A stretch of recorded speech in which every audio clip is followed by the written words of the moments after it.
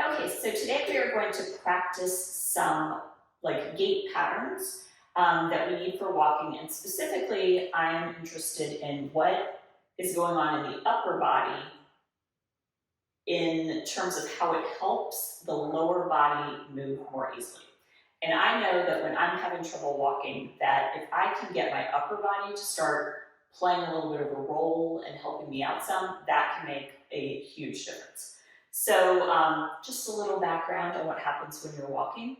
Your upper body moves, it's sort of like your arm that's going forward is an external rotation, which means your thumb is turned out, and your arm that's going back is an internal rotation. Now, if you just see people walking, a lot of times their arms are just swinging like this, but if you see people running, like watch like Usain Bolt or somebody like that, this is actually what their upper body is doing. So I want to look at running because it's more oomph. So we're going to be doing some of our arm movements with bent elbows because it helps us get more oomph. So we're going to just break this down into all of its little parts before we even take a step. So we're going to take an arm, pick one, I like my right arm. So I'm going to take my right arm and I'm going to have it in a little bit of a bend, and I'm just going to send it forward and then rotate it before it goes backwards. So it's underhand forward, overhand backwards.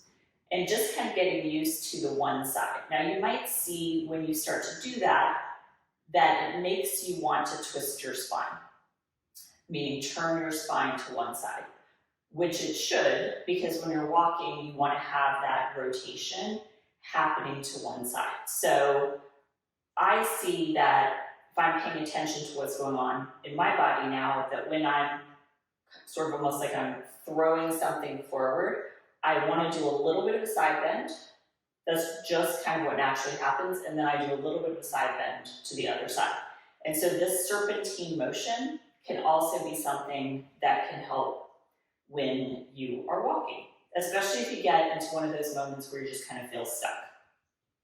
So we're just practicing with the right arm first.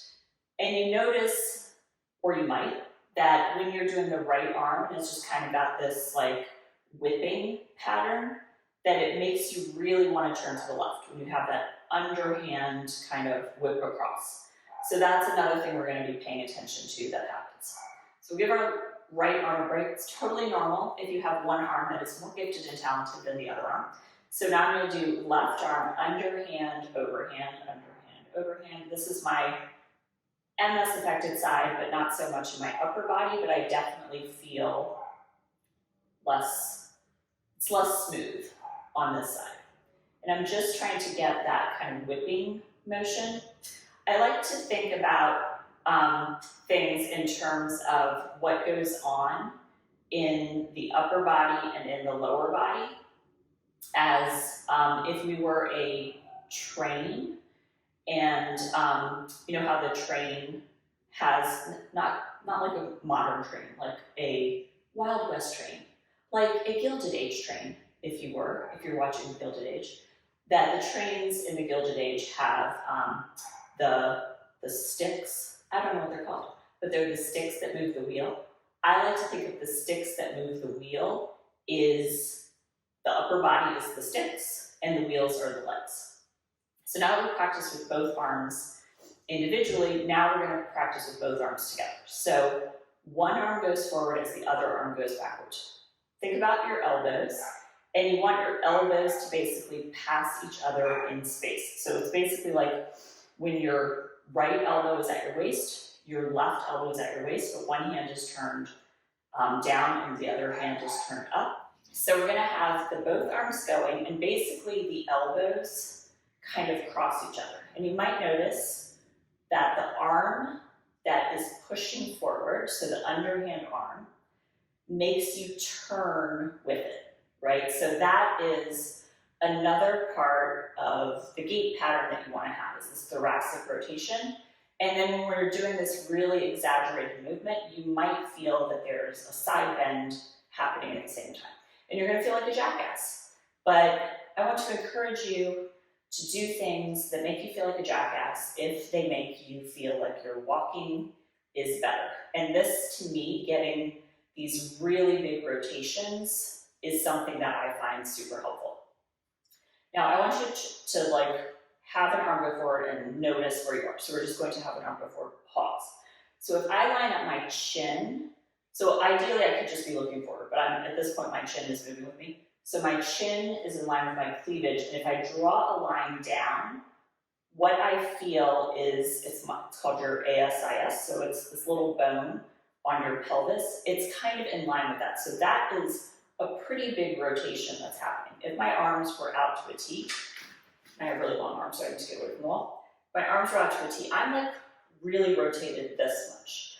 So when we're rotating, let's see how far it is we're going, and then pause on the other side, and then you're going to do the same thing. Where is your cleavage? Because your head can move separately from your thoracic spine. So where's your cleavage in line with your pelvis? And on this side, I don't turn as much because it's not like right lined up with that bone. It's a little bit over. So I want to see if I can really exaggerate how much of the turn that is happening. And then let's try to concentrate on some other things. So I'm now going to try to do this with my head moving less, and I'm just looking at something straight ahead of me. So that can help with your balance. And also when you're walking, you want to be looking where you're going. It's generally advised. If you have MS like me, you might be looking down at the ground all the time, but I'm going to try to look up because I do look down at the ground all the time, and I'm trying to make that whip give me even more of a rotation. And I'm just going to pay attention now to how does it feel in my feet.